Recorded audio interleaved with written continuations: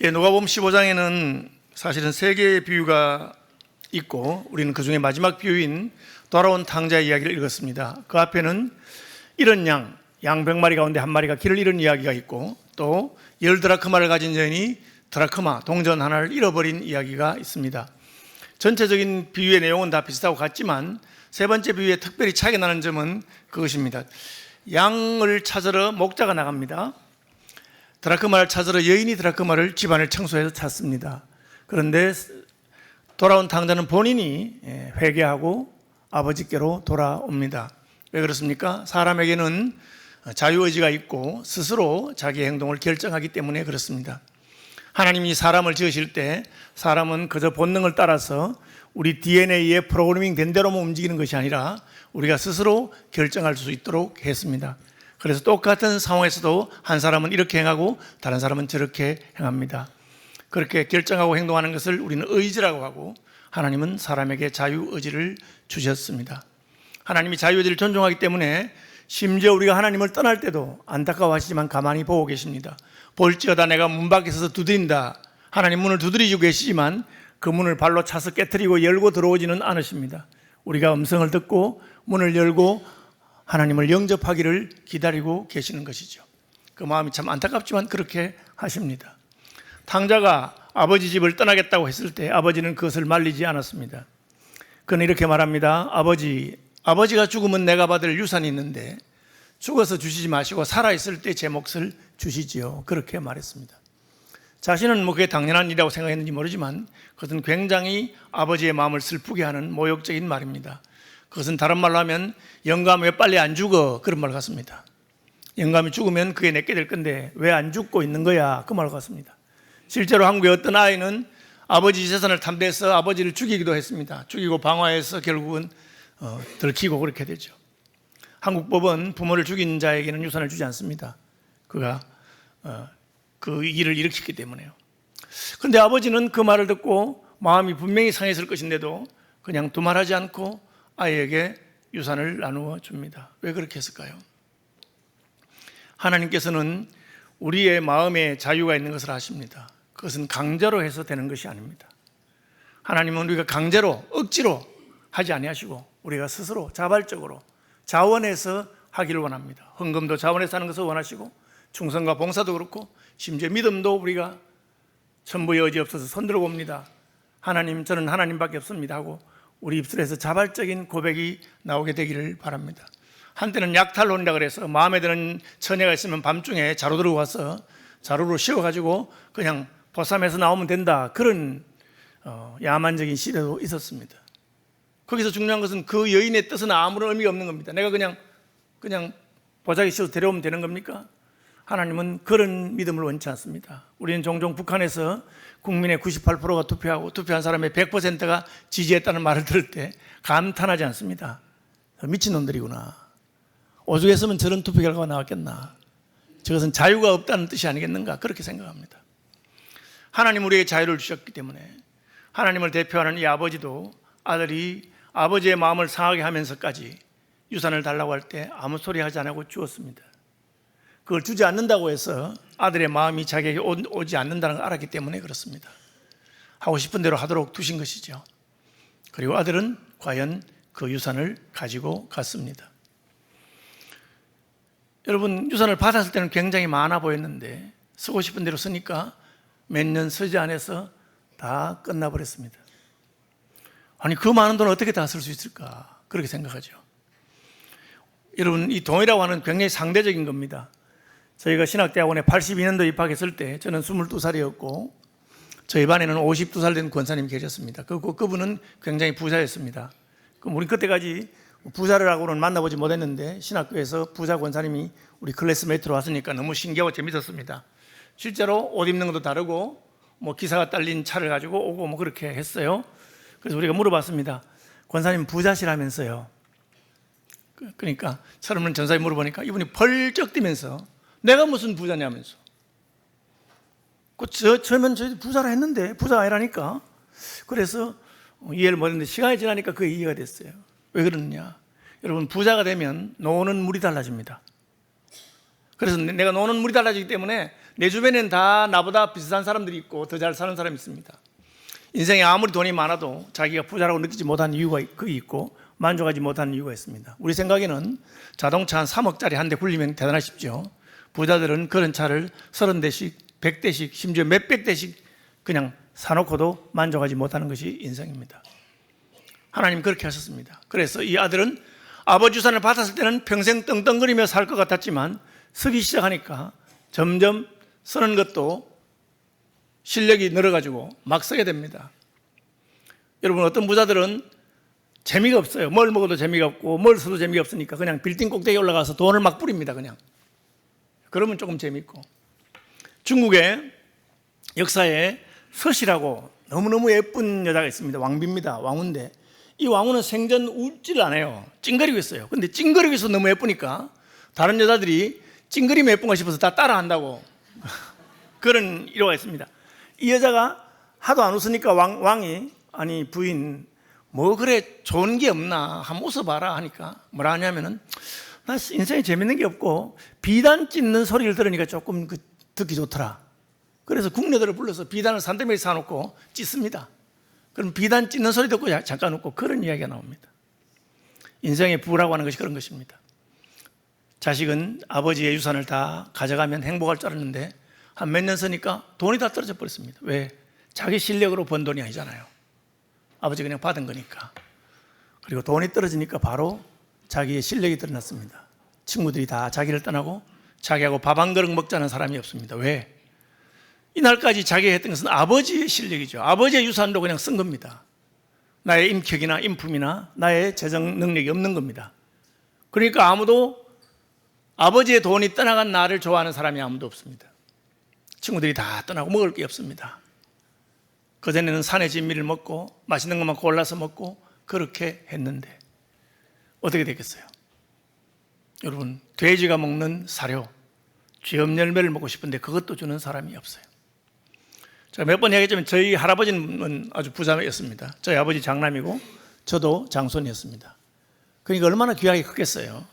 저는 어릴 때 입이 얼마나 짧았는지 그냥 맛있는 거 아니면 안 먹고 맛있어도 그냥 맛있는 거 안 먹고 그렇게 했어요. 고기도 그냥 아주 살코기예요. 요즘 말하면 A뿔 뭐 그런 거 먹고 그렇게. 그러니까 버르장머리가 없이 컸죠. 그냥 입이 짧아서 빼짝 말라가지고 키도 작고 저희 아버님은 80이 넘는 분인데 저는 이렇게 작습니다. 입이 짧으니 그렇게 된 거죠. 그런데 할아버지 돌아가시고 아버지 돌아가시고 어머니 돌아가시고 제가 소년 가장이 되어서 1년 만에 입 짧은 거 고쳤습니다. 아니 뭐 아무도 먹을 걸 안 주는데 굶어보세요. 저절로 맛있게 됩니다. 그래서 반찬 뭐 장 가운데 제일 맛있는 장이 시장이라고 누가 그렇게 하잖아요. 그러니까 먹을 게 없는 거야. 아무도 안 주는 거야. 그러니까 돼지가 주는 걸로 먹으려 했는데도 배가 고파. 그러니까 그제서야 깨달은 거예요. 내 실력이 뭔지. 나는 내 입에 들어가는 밥 한 그릇도 먹을 수 없는 그런 실력 없는 자였어요. 그런데 아버지 은혜로 이날까지 호의호식하고 호의호식을 넘어서 그냥 창기 들고 하면 파티하고 그 형이 한 말입니다. 아버지의 유산을 창녀들과 함께 hợp의한 그놈이에요. 그 형이 말이 틀린 말이 아닐 겁니다. 그렇게 살았는데 그게 다 떨어진 거예요.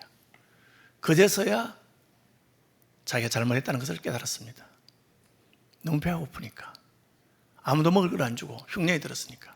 우리 아버지 집에 가면 먹을 것이 풍부한 품꾼도 많다 그랬어요. 여러분, 이 품꾼이 뭐냐 하면 계약직이라는 뜻입니다. 종은 정규직이야. 집에 일이 없든지 월급을 주고 품삯을 줍니다. 품꾼은 일이 있을 때만 일을 시키고 품꾼을 줍니다.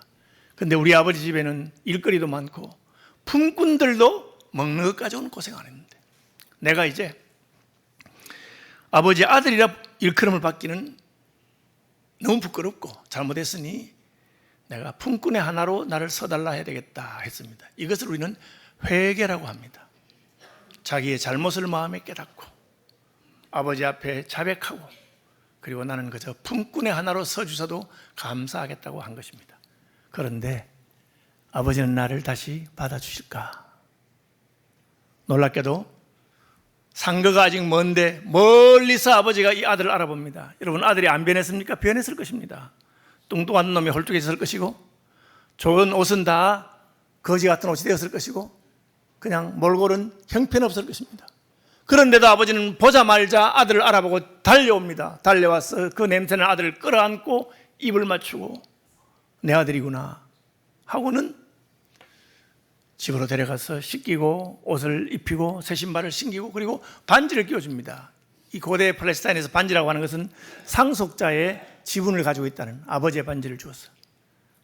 유산을 상속할 후계자로서의 신분을 회복했다는 뜻입니다. 그리고는 잔치를 베푸는 것입니다.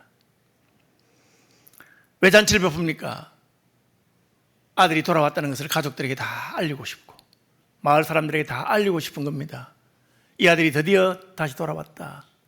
아들, 둘째 아들, 그 아버지 유산 다 가져가서 그 망나니 쫄딱 망했다면서 그 놈을 다시 받아주나?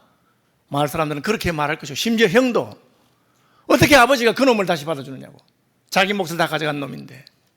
그렇게 말함에도 불구하고 아버지는 그 아이가 자신의 아들이며 자신의 상속자인 것을 여러 사람들에게 알리기를 원합니다. 그래서 동네 잔치를 베풀고 송아지를 잡는 것입니다.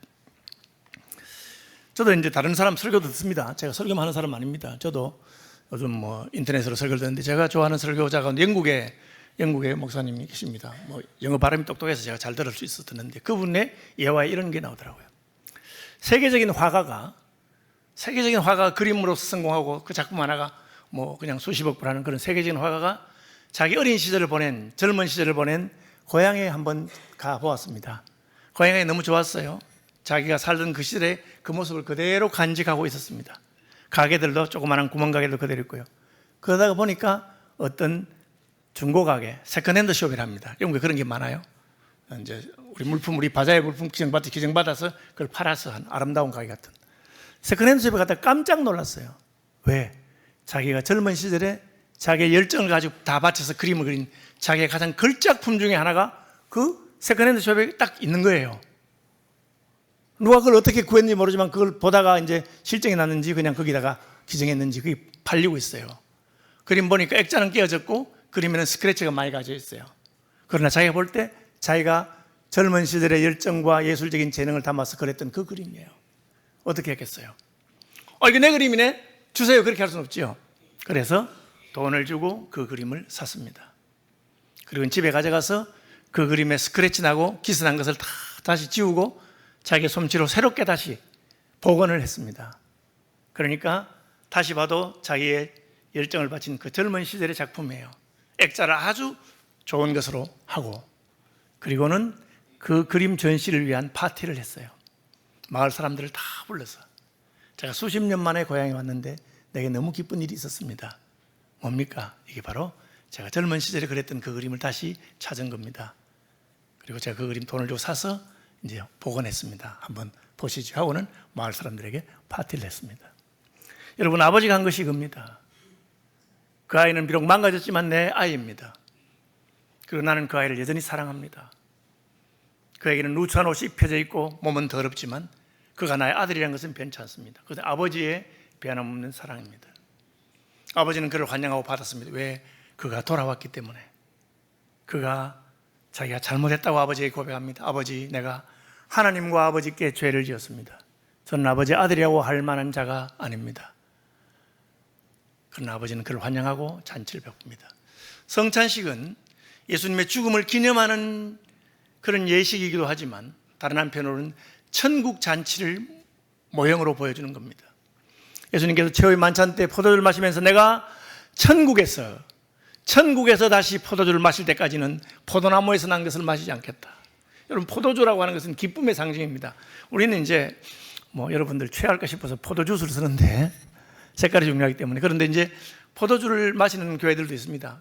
제가 영국에 다닐 때는 어떤 교회는 포도주를 쓰는데 진짜 독한 포도주예요. 조그만 한 잔 마시면 탁 쏘는 거 있잖아요, 여러분. 술 안 마셔봐서 모르시죠? 예. 그건 포트라 그러는데 12도나 그쯤 돼요. 딱 마시면 딱 해요. 보통 포도주 더 진해요. 저는 포도주 먹고 취한 적이 있습니다. 어릴 때 저희 집에서 성찬식 포도주 담아놓는데 은준자에 한 주에 담아놓은 거 제가 그거 달아서 그냥 혼자 다 마셔가지고 뻗어가지고 취하죠. 기쁨을 상징하는 겁니다. 예수님 말하십니까? 내가 땅에서는 더 이상 이거 안 마실 것이다. 어디서? 천국에서. 내가 구원한 나의 백성들과 함께. 사실은 이게 그런 잔치에 있어요. 술 마시는 사람들은 다 안다 그래요. 친한 사람 만나면 한잔하고 싶대요. 그리고 기쁘다는 거지. 그래서 우리가 성찬에 마시면서 함께 한잔하면서 기뻐하는 것이에요. 기쁨이에요. 성찬은 그런 천국 잔치의 의미가 있습니다. 누가 주님의 식탁에 나아갈 수 있습니까? 회개하는 사람입니다. 아버지, 나는 아버지 앞에 나쁜 놈이었습니다. 하늘과 아버지께 죄를 지었습니다. 저는 제 인생을 허비했고 아버지께서 제게 주신 은사를 허비하고 내 멋대로 살았습니다. 그리고서 내 모습을 깨닫게 되었습니다. 아무도 나를 환영하는 사람이 없고 내 실력으로는 이 땅에서 밥 한 그릇 먹을 수 없는 그런 자입니다. 전부에 의지 없어서 손들고 옵니다. 주님, 나를 받아 주옵소서. 주님의 성찬은 이처럼 회개하고 애통하면서 아버지의 긍휼과 은혜를 구하는 자에게 베푸시는 하나님의 식탁입니다. 그분은 여전히 우리를 주님의 자녀로 영접하시면서 내 자식이라고 생각하시고 오라고 하시고 마을 사람들을 다 불러서 반지를 끼워준 손을 보여주며 이 아들이 다시 상속자의 신분을 회복했다고 말하는 것입니다. 그래서 우리는 성찬에 참여할 때마다 주님의 말할 수 없는 은혜 앞에 감격하고 눈물 흘리게 되는 것입니다. 나 같은 죄인을 살리시고 주님의 자녀를 삼으셨고 그리고 천국에서 다시 먹자. 천국에서 다시 먹자. 주님의 첫 번째 기적이 가나 혼인잔치에 물로 포도주를 만드신 것입니다. 그것은 주님의 사역이 천국 잔치의 기쁨을 회복시키는 사역인 것을 보여줍니다. 우리가 잘나서요? 아닙니다. 아버지가 여전히 우리를 자신의 아들로 인정하기 때문에 비록 누추하고 때 묻었지만 너는 내 것이다.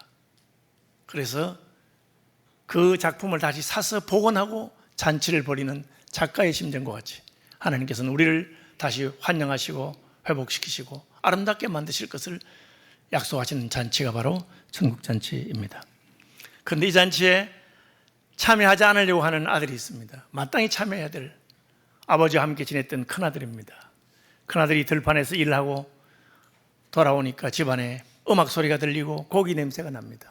무슨 일이냐 물으니까 맏아들은 밭에 있다가 돌아와 집에 가까이 왔을 때 풍악과 춤추는 소리를 듣고 한 종을 불러 이 무슨 일인가 물은데 대답하되 당신의 동생이 돌아왔음에 당신의 아버지가 건강한 그를 다시 맞아들이게 됨으로 인하여 살찐 송아지를 잡았나이다 하니 그가 노하여 들어가고자 아니했다. 여러분, 여기서 우리는 형이라고 해도 아버지의 마음을 닮을 수 없다는 것을 알아야 됩니다. 우리가 예수 아무리 잘 믿어도 예수님 마음을 따라가지 못합니다. 여러분, 그걸 알아야 됩니다. 새로 오신 분들이, 기존의 교인들이 삐죽삐죽하고 눈치 주는 것 때문에 마음 상하는 수가 혹 있는데 여러분, 마음 상하지 마십시오. 그것이 인생입니다. 그러나 하나님은 우리를 환영하십니다. 하나님은 우리를 사랑하십니다. 교회에서 사람 때문에 상처받는 사람 많은데 상처받지 마세요. 사람이 그런 존재예요. 그러나 하나님은 우리를 환영하시는 겁니다. 형은 삐졌습니다. 그놈이 이미 자기 몫을 다 썼는데 왜 또 아버지가 낭비를 하시느냐, 그렇게 생각하고 있는 겁니다. 그래서 안 들어갑니다. 안 들어가니까 아버지가 나왔어요. 들어가고자 하지 아니하거늘 아버지가 나와서 권했습니다. 들어가자. 아들아, 마음 상한 거 알겠지만 들어가서 같이 잔치하자. 동생 아니냐, 그렇게. 여러분, 아버지가 생각할 때는 그래도 동생이잖아. 그러니까 환영해 주는 게 좋은데, 아니 동생이라도 한 짓을 보세요. 아버지, 그놈을 내가 왜 동생이라고 생각하겠습니까? 여러분, 교회 오래 다니다 보면 저 인간이 왜 우리 교회 와서 내 속을 새기나, 참 내가 저놈하고 같이 예배하기 싫어서, 꼴 보기 싫어서 나 이 교회 떠난다. 여러분, 그런 사람 많이 봤습니다. 교회를 떠나면서 목사님, 저 교회를 떠난다고. 아니, 제가 뭐 잘못했습니까? 저 목사님한테 불만 없습니다. 그런데 누구 때문에 그놈 꼴 보기 싫어서 내가 교회를 떠난다고 그렇게 말합니다. 여러분, 그렇게 하지 마세요. 그러면 안 되는 거예요. 그러니까 아버지가 구원해서 들어가서 날 보고 너 효자 아니냐, 날 보고 참아. 여러분, 날 보고 참는 정도는 돼야 돼요. 예수 믿었는데 꼴 보기 싫은 인간 있으면 참, 예수는 내가 믿고 덕은 내가 보는구나. 예수님 안 있으면 넌 내 앞으로 끝인데 내가 예수님 생각에 참는다. 그 정도는 돼야지. 그래도 아버지가 권하는데도 이렇게 말합니다. 아버지, 내가 여러 해 아버지를 섬겨 명을 어기며거늘. 자기는 이날까지 아버지 말씀하신 대로 다 순종했는데 저 말 안 듣는 놈을 왜 환영하냐, 그 말이요. 여러분, 아버지 명을 어긴 적이 없습니까? 거짓말입니다. 언제 조금 전에 30초 전에 아버지가 들어가자니까 싫어 이랬잖아요.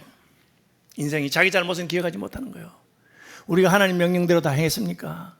여러분 그렇게 생각하면 여러분은 착각하고 있는 겁니다. 그죠? 그렇게 말하는 분이 있어요. 목사님, 저는 너무 겸손해서 문제인 것 같아요. 이렇게 목사님 하는 말이, 집사님 그거는 겸손이 아니고 착각입니다. 뭐 겸손해? 인생이 뭐가 그렇게 효도를 하고 뭐가 그래 아버지 뜻대로 하겠어요. 은혜를 받고 나면 뭐가 보이느냐? 평생에 행한 일 생각하니 부끄러움뿐이라 황송하다. 그렇지, 아들이 둘째가 아버지 마음을 많이 산 건 사실이지만 나도 집에서 얼마나 영감 속을 새겼나, 그렇게 알아야 되는 거예요. 조금 전에 아버지가 들어가자는데도 싫어, 혼자 들어가시라고. 그런 것이 우리 존재입니다. 성찬에서 그렇게 하면은 하나님의 은혜의 자리에 못 갑니다. 여러분, 평생 집에서 충성했음에도 불구하고 아버지가 동생을 부르는 그 자리에 기뻐하면서, 그래 그놈 아버지 속 많이 썩였는데 드디어 돌아왔으니 아버지가 얼마나 기쁠까, 내가 어떻게 좀 동생을 잘해줄까. 여러분, 그런 은혜가 저와 여러분에게 임하기를 바랍니다. 못난 사람, 문제 있는 사람, 저런 인간 교회 올 때 환영하는 교회가 되면 그 천국 잔치는 아버지의 마음에 기쁘고, 그런 교회는 부흥하게 될 것입니다. 많은 교회가 먼저 온 사람이 나중 온 사람을 구박하기 때문에 문제가 생깁니다. 혹 나중 오신 분들은 그런 일이 있으면 인생이 다 그런 줄 아세요. 그냥 그래도 아버지는 나를 환영하시는 것을 기뻐하는 저와 여러분 되시기를 바랍니다.